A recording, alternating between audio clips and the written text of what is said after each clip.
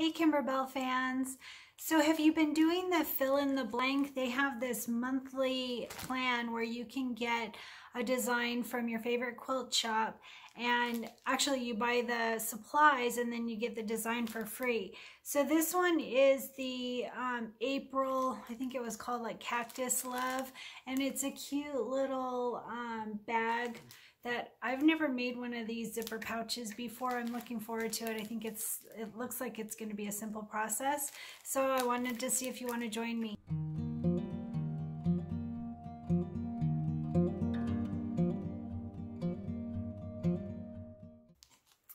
So you can buy the whole little pack, which is what I did. It comes with the zipper pouch and then also all the vinyl and fabrics that you'll need. Or I think you can even just buy the pouch and get the design if you've already got the fabrics or you want to deviate from their color scheme. So either way, my sister loves succulent flowers, and so I saw this little cactus and her birthday was coming up and I thought, oh yeah, I need to make this for her. So it looks pretty easy. Let's give it a try.